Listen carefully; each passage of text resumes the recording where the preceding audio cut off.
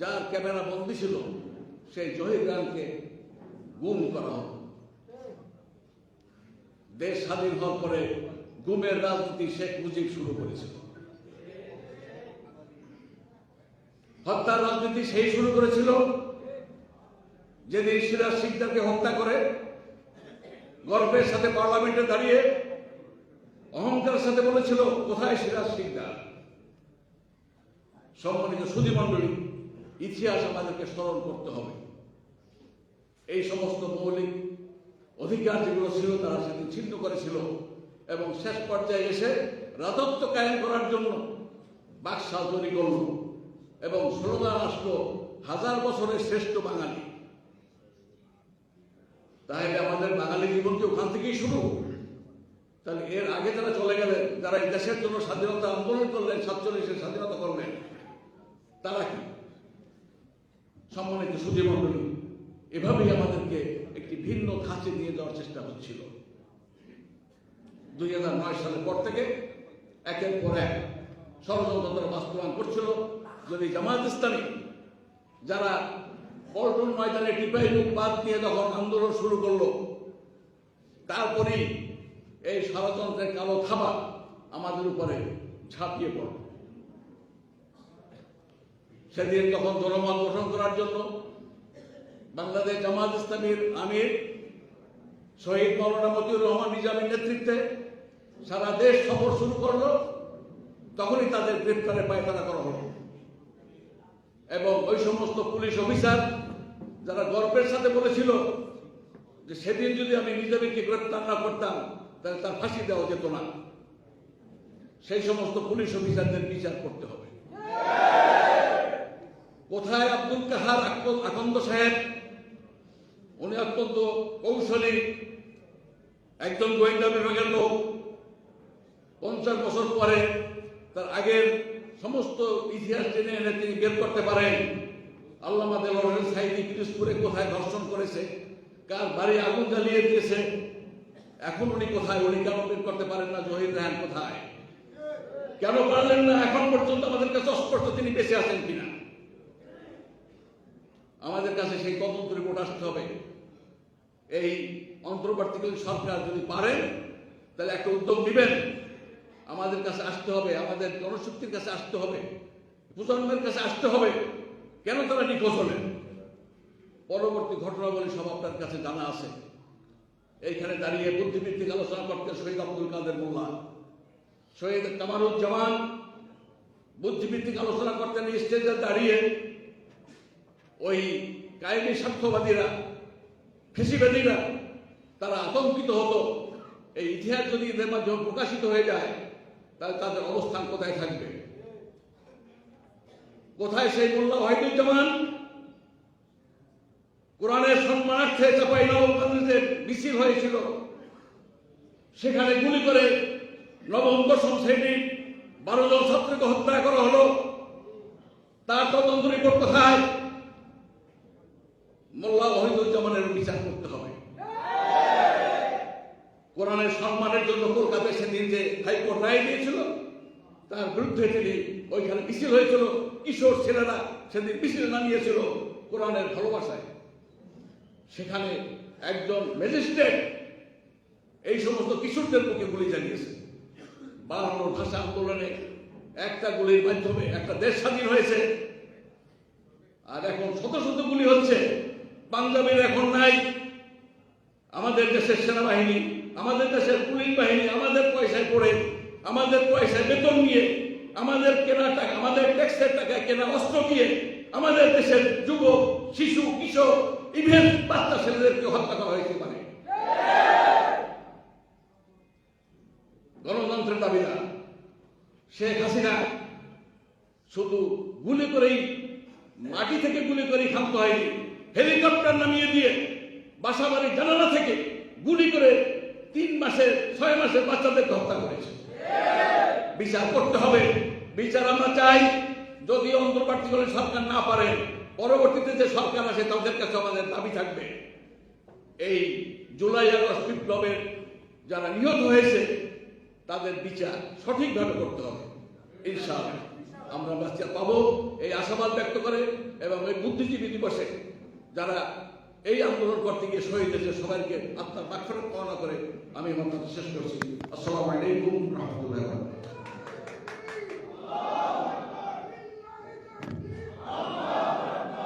সম্মানিত ভাইয়েরা, আমাদের এই শহীদ বুদ্ধিজীবী দিবসে আমরা এই সরকারের কাছে আহ্বান জানাতে চাই, আমাদের ইসলামী বিশ্ববিদ্যালয়ের মেধাবী ছাত্রনেতা সৈয়দ ওয়ালিউল্লাহ মুকাদ্দেস সহ এখনো যারা নিখোঁজ আছেন, এরকম মেধাবী তরুণ শিক্ষার্থীদেরকে বিগত আওয়ামী সরকার যাদেরকে নির্মমভাবে গুম করেছে, হত্যা করেছে, তাদের সকলকে আমাদের মাঝে ফিরিয়ে দিতে হবে, না হলে শেখ হাসিনাকে ফিরে নিয়ে এসে বিচারে না করে দাঁড় করিয়ে ফাঁসির মঞ্চে দাঁড় করানো হবে। আসুন আজকের এই শহীদ বুদ্ধিজীবী দিবসে আমরা সেই অঙ্গীকার করি। এ পর্যায়ে আমাদের সামনে আজকের এই আলোচনা সভার সম্মানিত প্রধান অতিথি বাংলাদেশ জামাত ইসলামী শহীদ কাফেলার সংগ্রামী সেক্রেটারি জেনারেল, যাকে বিগত 15 বছর মাঝে মধ্যে আমরা বাইরে পাইতাম, অধিকাংশ সময় তিনি জেলখানায় থাকতেন। বের হলে লোকেরা জিজ্ঞেস করতো আপনি কি আসলে বাইরে আসছেন না আবার চলে যাবেন। আমাদের সেই মজলুম জননেতা, আমরা যে কয় সময় থেকেছি পুরো সময়টাই ওনাকে ভিতরে দেখতাম। আমরা বড়ভাইকে জিজ্ঞেস করতাম আপনি কি এখানেই থাকবেন না বের হবেন, তো তখন বলতেন আল্লাহ যখন চান আপনারা যদি মনে করেন তাহলে আমি বের হব ইনশাআল্লাহ। আমাদের সেই পরম শ্রদ্ধেয় মজলুম জননেতা অধ্যাপক মিয়া গোলাম পরওয়ার সাহেব এমপি এখন আমাদের সামনে তার প্রধান অতিথির মূল্যবান বক্তব্য রাখছেন।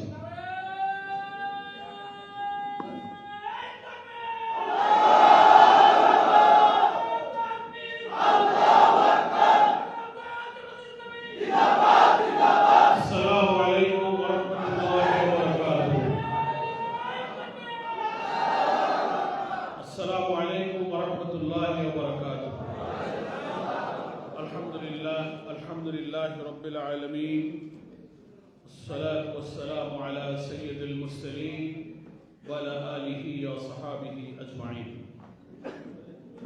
বাংলাদেশ জামাত ইসলামী ঢাকা মহানগরী দক্ষিণের উদ্যোগে আয়োজিত আজকের শহীদ বুদ্ধিজীবী দিবসের আলোচনা সভার প্রিয় ভাজন সভাপতি, মহানগরীর সম্মানিত আমির, বাংলাদেশ জামাত ইসলামীর কেন্দ্রীয় নির্বাহী পরিষদের সদস্য, শহীদ কাফেলা বাংলাদেশ ইসলামী ছাত্র শিবিরের সাবেক কেন্দ্রীয় সভাপতি, মজলুম জননেতা জনাব নুরুল ইসলাম বুলবুল, মঞ্চে উপস্থিত আছেন বাংলাদেশ জামাত ইসলামীর কেন্দ্রীয় এবং মহানগরীর সংগ্রামী নেতৃবৃন্দ, সুধীবৃন্দ, সাংবাদিক বন্ধুগণ, আলোচনায় সভায় উপস্থিত প্রিয় ভাইরা এবং সম্মানিত দেশবাসী। বাংলাদেশের মানুষের জন্য, দেশপ্রেমিক, মুক্তিকামী, একটি স্বাধীন সার্বভৌম দেশের নাগরিক হিসেবে আজকের এই দিনটি খুবই শোকে বেদনায় ভারাক্রান্ত দিন, উদ্বেগের দিন। সেটা হচ্ছে শহীদ বুদ্ধিজীবী দিবস। সবাই আমরা জানি একেবারেই স্বাধীনতার প্রাক্কালে 14ই ডিসেম্বর, 16ই ডিসেম্বর বিজয় হলো, তার দুদিন আগে জাতির যারা শ্রেষ্ঠ সন্তান বলে সেই সময় বিবেচিত শিক্ষাবিদ, বুদ্ধিজীবী, চিন্তাশীল, বিশ্ববিদ্যালয়ের শিক্ষক, কলামিস্ট, সাংবাদিকদের মধ্য থেকে দেশ এবং জাতি গঠনে যারা অনন্য অবদান রেখে থাকেন, সেই সব চিহ্নিত বুদ্ধিজীবীদেরকে হত্যা করা হয়েছিল এবং সে হত্যাটা করা হয়েছিল খুব নৃশংসভাবে, নিষ্ঠুরভাবে। জাতির ইতিহাস সেটা বলে। এবং একটা জাতির অভ্যুদয়ের সময়, একটা জাতির স্বাধীনতার নতুন সূর্য উদয়ের সময় সেই দেশের, সেই জাতির শ্রেষ্ঠ সন্তানদের হত্যা করার পেছনে কি ষড়যন্ত্র থাকতে পারে, কারা এটা করতে পারে, সে বিশ্লেষণটা আমি একটু পরে আপনাদের খেদমতে পেশ করছি। আজকের সবার শুরুতেই স্বাধীনতার প্রাক্কালে আমাদের সেরা, দেশের সেরা সন্তানরা যারা জীবন দিয়েছিলেন, অন্যায়ভাবে যাদেরকে হত্যা করা হয়েছিল, নিষ্ঠুরভাবে নির্যাতন করা হয়েছিল, সেই সব দেশপ্রেমিক শহীদদের জন্য আমি গভীর শ্রদ্ধা জ্ঞাপন করছি। তাদের শাহাদাতের জন্য আল্লাহর কাছে আমি শাহাদাত মঞ্জুরের দোয়া কামনা করছি। দুদিন পরে আসছে মহান বিজয় দিবস। আমাদের মুক্তিযুদ্ধে, আমাদের স্বাধীনতা সংগ্রামে, আমাদের এই প্রিয় জন্মভূমিকে মুক্তির লড়াইয়ে যারা জীবন দিয়ে বীর মুক্তিযোদ্ধারা শহীদ হয়েছিলেন, শহীদ মুক্তিযোদ্ধাদের প্রতি আমি শ্রদ্ধা জানাই এবং তাদের শাহাদাত মঞ্জুরের জন্য আল্লাহ তাআলার কাছে দোয়া করছি। শহীদ পরিবারের জন্য এটাই আমি মনে করি তারা গর্বিত শহীদ মুক্তিযোদ্ধাদের সন্তান। তারা এই দেশের মুক্তির জন্য নতুন একটি দেশের জন্ম এবং নতুন রাষ্ট্র গঠনের ঐতিহ্যের অংশীদার তারা। আমরা তাদেরকেও গভীর শ্রদ্ধার সাথে স্মরণ করছি।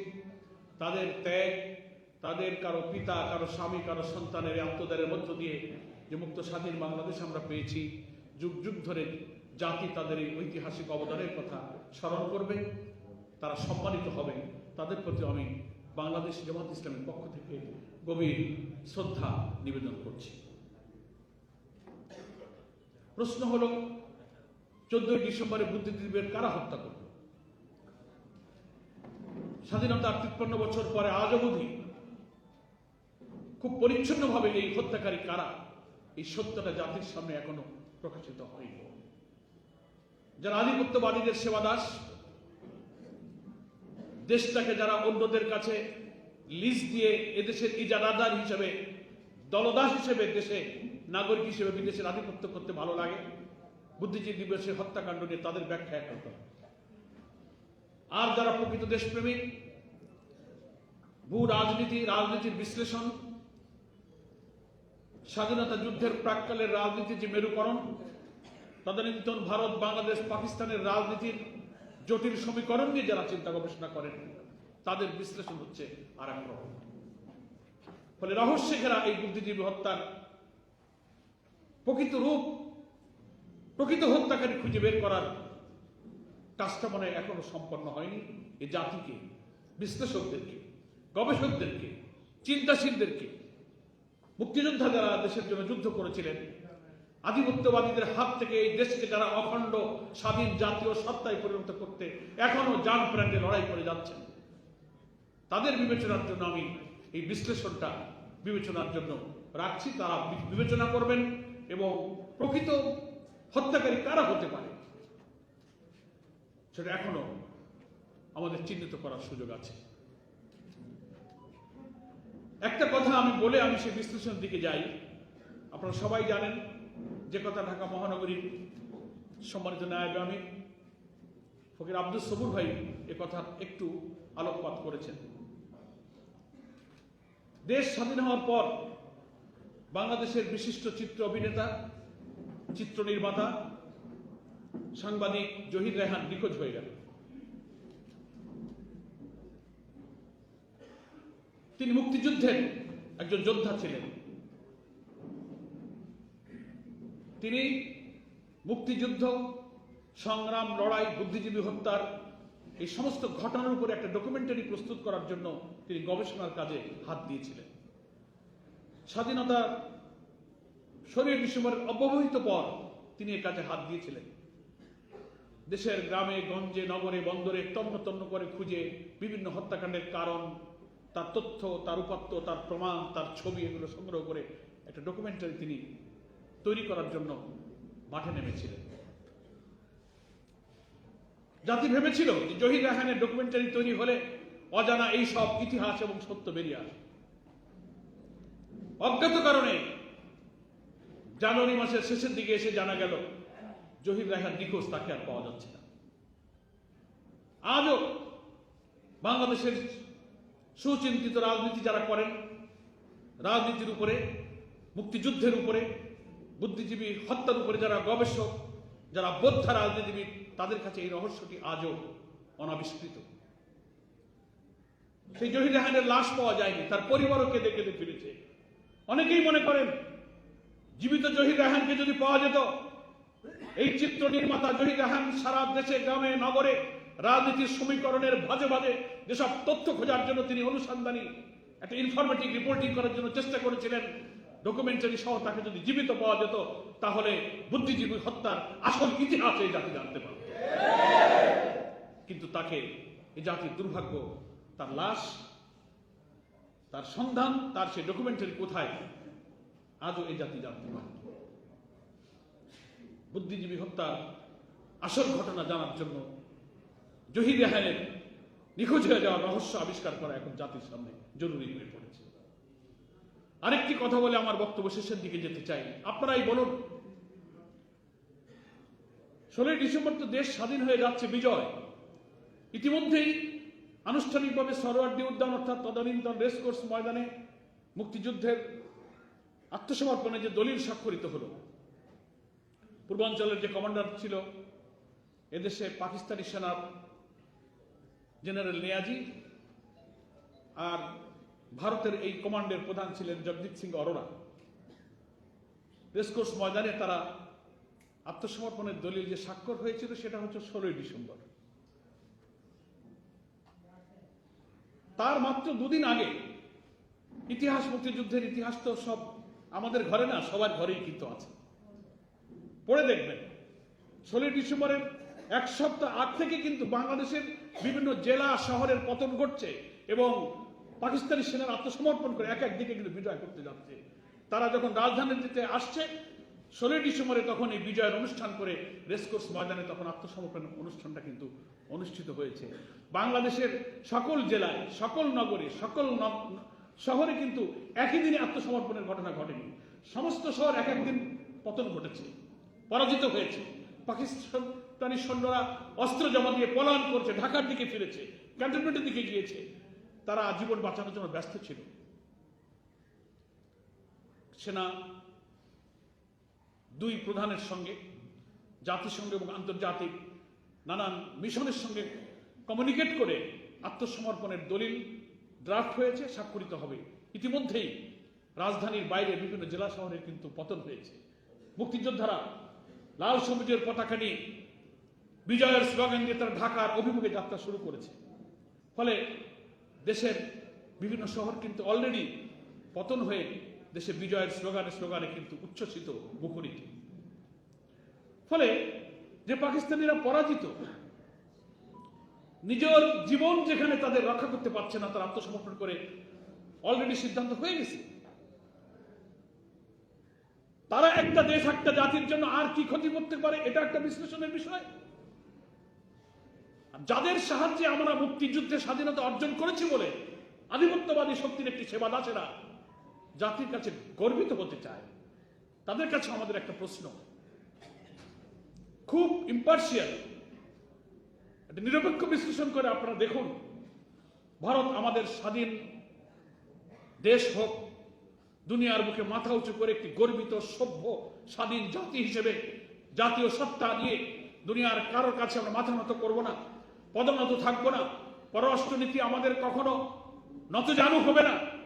উঁচু শির হয়ে স্বাধীন বাংলাদেশি মানুষ দুনিয়াতে স্বাধীন সভ্য দেশ হব। বাংলাদেশের এই ভালোবাসার জায়গা থেকে কিন্তু ভারত আমাদের মুক্তিযুদ্ধে সাহায্য করেনি। বাংলাদেশকে সাহায্য করার পেছনে ভারতের দুইটি কারণ ছিল। ইতিহাস বিশ্লেষকদেরকে আমি বিশ্লেষণ করতে বলবো। একটা কারণ ছিল এই, 1965 সালে পাকিস্তানি সেনাদের কাছে ভারত যে পরাজিত হয়েছিল, পাকিস্তান নামক রাষ্ট্রের কাছে ভারতীয় সৈন্যদের এই নির্মম পরাজয়ের প্রতিশোধ দেওয়ার জন্য বাংলাদেশের মুক্তিযোদ্ধাদের এই স্বাধীনতা যুদ্ধের সুযোগকে ভারত গ্রহণ করেছিল। তারা মনে করেছিল পাকিস্তানি বঞ্চনা, বৈষম্যের বিরুদ্ধে বাংলার মানুষ জেগে উঠেছে, বীর মুক্তিযোদ্ধারা অস্ত্র হাতে নিয়ে যুদ্ধ করেছে, বীর বাঙালি অস্ত্র ধরো, বাংলাদেশ স্বাধীন করো। ভারত তখন এই চিন্তা করলো, this is the proper time. 65 সালে পাকিস্তানের কাছে আমরা পরাজিত হয়েছি, এখন এখানে আমাদের ঢুকতে হবে এবং এই পাকিস্তানি বাহিনীকে পরাজিত করে ওই 65 পরাজয়ের গ্লানির প্রতিশোধ দিতে হবে। সেই জন্য তারা সৈন্য দিয়ে, অস্ত্র দিয়ে, ভেতরে তাদের এই অসৎ উদ্দেশ্য ছিল, দৃশ্যত মনে হয়েছিল তারা দেশটা আমাদের স্বাধীন করে দিল। এটা ছিল একটা উদ্দেশ্য। 65 তাদের পরাজয়ের প্রতিশোধ নেওয়ার জন্য পাকিস্তানি সেনাদের পরাজয় করার মধ্য দিয়ে তাদের এই প্রতিশোধ নেওয়া ছিল একটা অন্যতম উদ্দেশ্য। সেটা তারা করেছে। হতে পারে দুনিয়ার যুদ্ধনীতিতে এক দেশের সেনাবাহিনী আর এক দেশের সেনাবাহিনীর জয় পরাজয়ের একটা আলাদা কন্টিনিউশন মেনটেন করে কোনো না কোনো সময় মতো তারা অবস্থা বুঝে তার প্রতিশোধ নেবার সামরিক নীতি অনেক সময় তারা গ্রহণ করে থাকে। এটা তাদের নীতি, আমাদের তো কোনো স্বার্থ নেই। আপনি আপনার পরাজয়ের প্রতিশোধ নিয়েছেন। দ্বিতীয় মহান আরেকটা তাদের উদ্দেশ্য ছিল, এটা ভারতের আরেকটা স্বার্থ সেখানে ছিল। চতুর্দিক থেকে ঘেরা ভারতের সীমান্ত, মাঝখানে তাদের পেটের মধ্যে ছোট্ট মানচিত্রে একটি বাংলাদেশ। কি বলেন ঠিক কিনা? সারা দুনিয়ার মুসলিম দেশগুলো থেকে যোগাযোগ বিচ্ছিন্ন, চারিদিকে সীমান্তে আধিপত্যবাদী একটি শক্তি, দক্ষিণ দিকে বঙ্গোপসাগর। তারা মনে করেছিল এই মুক্তিযুদ্ধ বাঙালি যে জেগেছে, এই যুদ্ধকে কাজে লাগিয়ে যদি এই দেশে একটু সাহায্য করি, দেশটাকে আমি পাকিস্তানিদের হাত থেকে আলাদা করে দিতে পারি, তাহলে আমার দেশের অর্থনীতি, রাজনীতি, শিল্প, কল কারখানা, সংস্কৃতি সমস্ত কিছু তাদের উপরে চাপিয়ে দিয়ে আমার একটি করদ রাজ্য, একটা ব্যবসার বাণিজ্য কেন্দ্রে দেশটাকে আমি ব্যবহার করতে পারি। সেই জন্য তারা এখানে কিন্তু সাহায্য করেছিল। দুনিয়ার বুকে বাংলাদেশের মানুষ মাথা উঁচু করে দাঁড়াবে, আমাদের একটি স্বাধীন সত্তা, স্বাধীন নীতি নিয়ে আমরা আমাদের এই জাতির চেতনাকে উচ্চকিত করব, এটা তাদের উদ্দেশ্য ছিল না। তাই যদি হতো, আমি আজকে দেশবাসীর কাছে প্রশ্ন রাখি, স্বাধীনতা 53 বছরে আমরা বাংলাদেশের মানুষ ভারতকে শত্রু মনে করি না। সারা দেশ চতুর্দিকে ঘেরাও করা একটি প্রতিবেশী দেশ, কেন আমরা তাদের শত্রু ভাবতে যাব? আমাদের দেশের পররাষ্ট্রনীতিতে যেমন বলা হয়েছে, কারোর সাথে শত্রুতা নয়, সকলের সাথে বন্ধুত্ব, সৌহার্দ্যপূর্ণ। কোন দেশ, কোন রাষ্ট্র, কোন দেশের জনগণ আমাদের শত্রু নয়।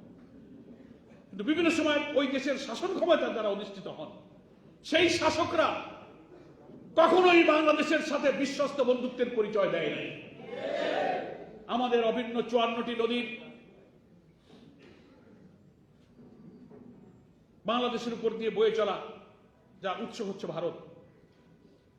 আন্তর্জাতিক নদী আইন, পানি নীতি অনুযায়ী কোন মৌসুমে আমার দেশের পানি প্রবাহ হবে, কোন মৌসুমে বাঁধ দিতে হবে, সবকিছু লঙ্ঘন করে 54টা নদীর বাঁধ এবং গ্রহণ দিয়ে তারা আটকে দিয়ে আমার দেশের কৃষি, সবুজ শ্যামল সুফলা বাংলাদেশের কৃষি এবং অর্থনীতিকে ধ্বংস করার জন্য 53টি বছর, সেই ফারাক্কাবাদের পর থেকে আজ পর্যন্ত আমার বাংলাদেশকে শুকনো মৌসুমে তারা মরুভূমি করে ফেলছে, বৃষ্টির মৌসুমে বন্যার পানিতে ভাসিয়ে দিচ্ছে। এটা কি কোনো বন্ধুত্বের পরিচয়? সীমান্তে আমার সেনাবাহিনীকে হত্যা করা হচ্ছে। বারবার যারা বাংলাদেশের শাসন ক্ষমতায় এসেছেন, ভারতীয় আধিপত্যবাদের দালালরা অসম বাণিজ্য চুক্তি করে করে গোপন রেখেছে, পার্লামেন্টের আইনি এইসব চুক্তির মধ্য দিয়ে আমাদের শিল্প, অর্থনীতি, বাণিজ্যকে তারা সেই দেশের কাছে বিকিয়ে দিয়েছে। বাংলাদেশের মেগা প্রজেক্টের নামে হাজার হাজার কোটি টাকার প্রজেক্ট ঢুকিয়ে দিয়ে ভারতের ইঞ্জিনিয়ার, ভারতের প্রকৌশলী তাদের শ্রমিক কাজ করবে, তাদের কারিগরি সুবিধা নিয়ে কাজ করবে, যার মূল লাভ হবে ভারতের, কাজটা করাবে বাংলাদেশে। বাংলাদেশের কানেক্টিভিটি, বাংলাদেশের ইকোনমি, বাংলাদেশ সামাজিক অবকাঠামোর স্বার্থের চেয়ে তাদের অর্থনৈতিক স্বার্থটা যেসব প্রকল্পের মধ্যে বেশি বড়, বেশি মুখ্য, সেই সব মেগা প্রকল্প বাংলাদেশে ঢুকিয়ে দেওয়া হয়েছে। আরো অনেক